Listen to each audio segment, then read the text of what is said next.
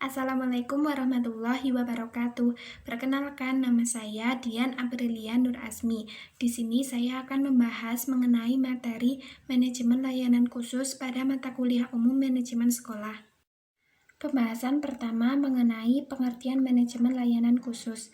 Manajemen layanan khusus adalah suatu proses kegiatan memberikan pelayanan kebutuhan kepada peserta didik untuk menunjang kegiatan pembelajaran agar tujuan pendidikan bisa tercapai secara efektif dan efisien. Manajemen layanan khusus di sekolah pada dasarnya diorganisasikan untuk mempermudah proses pembelajaran, serta dapat memenuhi kebutuhan khusus siswa di sekolah. Kemudian ada substansi manajemen layanan khusus berdasarkan proses manajemen. Tahap pertama yaitu perencanaan, meliputi analisis kebutuhan layanan khusus bagi warga sekolah dan penyusunan program layanan khusus bagi warga sekolah. Tahap kedua ada pengorganisasian, berupa pembagian tugas untuk melaksanakan program layanan khusus bagi warga sekolah. Tahap ketiga ada penggerakan, meliputi pengaturan pelaksanaan perpustakaan, koperasi sekolah, UKS, ekstrakurikuler, kantin, keagamaan, dan layanan khusus lainnya. Tahap keempat ada pengawasan, meliputi pemantauan program layanan khusus dan penilaian kinerja program layanan khusus bagi warga sekolah. Kemudian ada prinsip-prinsip manajemen layanan khusus. Prinsip-prinsip layanan khusus terdiri atas prinsip yang berhubungan dengan siswa, pembimbing, organisasi, dan administrasi. Prinsip pertama yaitu prinsip yang berhubungan dengan siswa yang dibimbing. Meliputi, pertama, pelayanan bimbingan harus diberikan kepada seluruh peserta. Yang kedua, individu yang mendapat bimbingan harus dapat berangsur-angsur dapat membimbing dirinya sendiri. Yang ketiga, program bimbingan harus dipusatkan kepada siswa. Yang keempat, pelayanan bimbingan harus dapat memenuhi kebutuhan-kebutuhan individu yang bersangkutan. Prinsip kedua yaitu prinsip yang berhubungan dengan pembimbing. Meliputi, pertama, petugas-petugas bimbingan harus melakukan tugasnya sesuai dengan kemampuan dan kewajiban masing-masing. Yang kedua, petugas-petugas bimbingan di sekolah dipilih atas dasar kualifikasi kepribadian, pendidikan, pengalaman, dan kemampuan. Yang ketiga, petugas bimbingan harus mendapat kesempatan untuk mengembangkan diri serta keahliannya melalui berbagai latihan. Yang keempat, petugas bimbingan harus menghormati dan menjaga kerahasiaan informasi tentang individu yang dibimbing. Prinsip yang ketiga yaitu prinsip yang berhubungan dengan organisasi dan administrasi. Meliputi, pertama, bimbingan harus dilaksanakan secara berkesinambungan. Kedua, program bimbingan harus disusun dengan kebutuhan sekolah yang bersangkutan, sehingga layanan bimbingan mempunyai sumbangan yang besar terhadap program sekolah. Yang ketiga, kepala sekolah memegang tanggung jawab mendasar dalam pelaksanaan bimbingan. Beberapa jenis-jenis layanan khusus yang ada di sekolah seperti perpustakaan, kesehatan, bimbingan dan konseling, kafetaria atau kantin, laboratorium, dan koperasi. Layanan khusus pertama yaitu perpustakaan. Perpustakaan sebagai sumber belajar dan informasi bagi peserta didik yang bisa dimanfaatkan peserta didik untuk mengembangkan dan mendalami pengetahuan yang diperolehnya di kelas melalui belajar mandiri.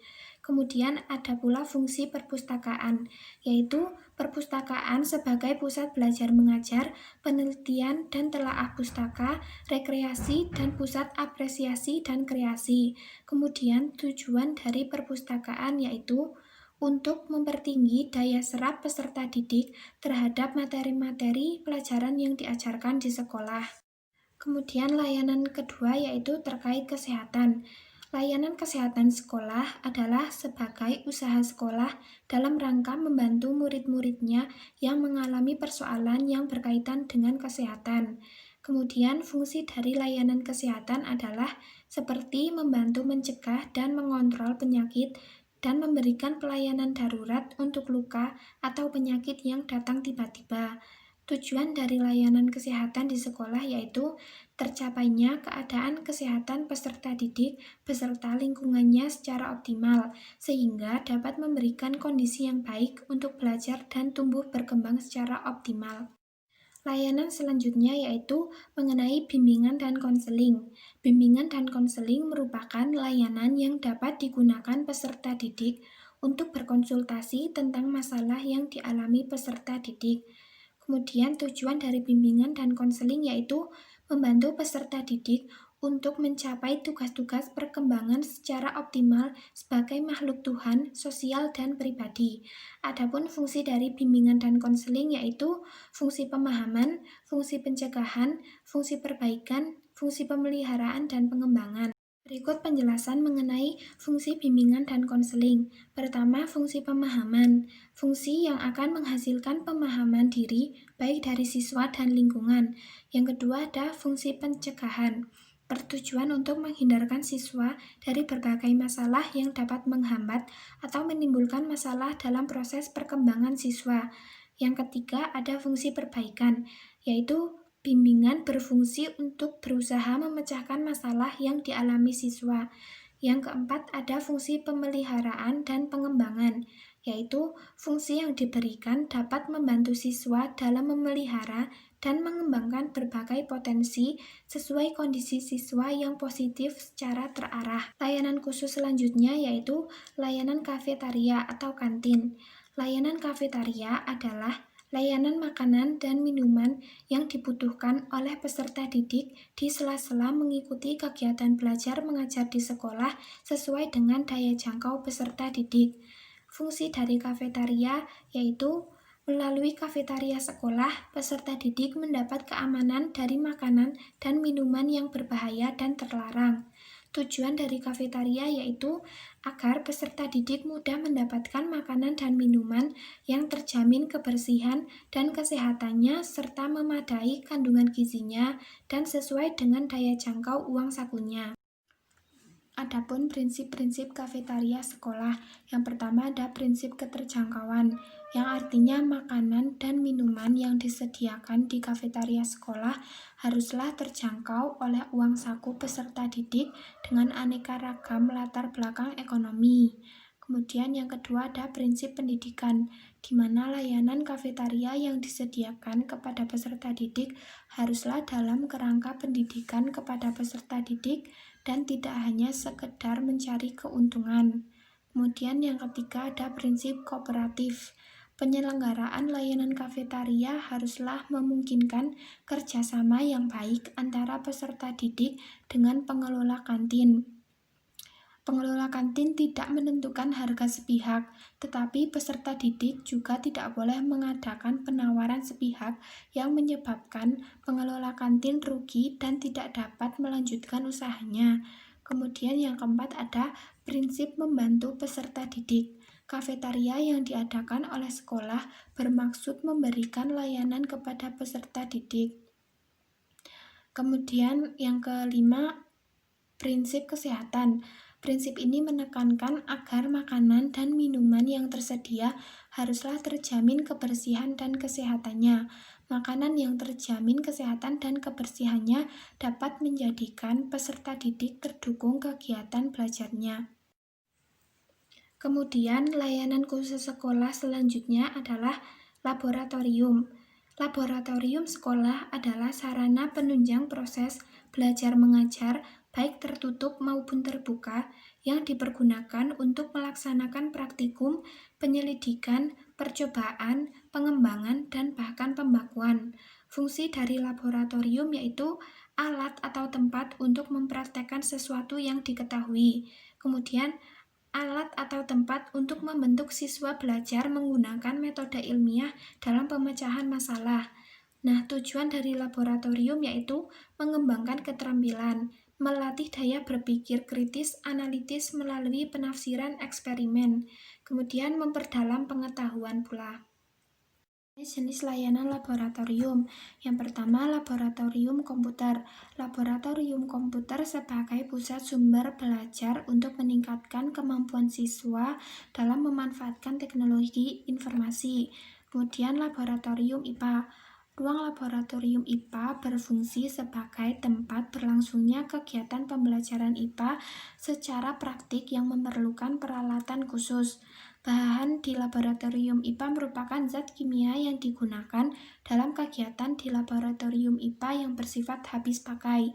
Kemudian ada laboratorium bahasa.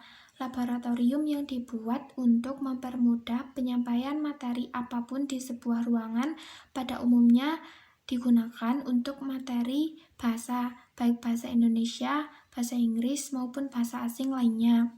Kemudian ada laboratorium IPS, yang merupakan tempat berlangsungnya kegiatan pembelajaran IPS secara praktik yang memerlukan peralatan khusus. Sub pada laboratorium IPS terdiri dari laboratorium geografi, sejarah, ekonomi, dan lainnya. Kemudian layanan khusus sekolah selanjutnya yaitu Koperasi Peserta Didik atau KOPSIS. Koperasi Peserta Didik atau biasa disebut koperasi siswa adalah koperasi yang ada di sekolah, tetapi pengelolaannya adalah oleh peserta didik. Nah, kedudukan guru di dalam KOPSIS adalah sebagai pembimbing saja. Kemudian fungsi dari koperasi peserta didik yaitu secara umum adalah sebagai wahana pendidikan koperasi kepada peserta didik. Lebih jauh lagi, fungsi KOPSIS adalah pembentukan kader-kader koperasi di dalam masyarakat. Tujuan dari adanya koperasi peserta didik yaitu menunjang pendidikan siswa dan latihan berkoperasi, serta ikut membangun tata perekonomian nasional dalam rangka mewujudkan masyarakat yang adil dan makmur. Pembahasan mengenai materi manajemen layanan khusus yang terakhir adalah kaitan manajemen layanan khusus dengan sarana dan prasarana. Menurut Kusmintarjo, sekolah tidak akan berfungsi jika tidak ada sesuatu yang membuatnya berfungsi.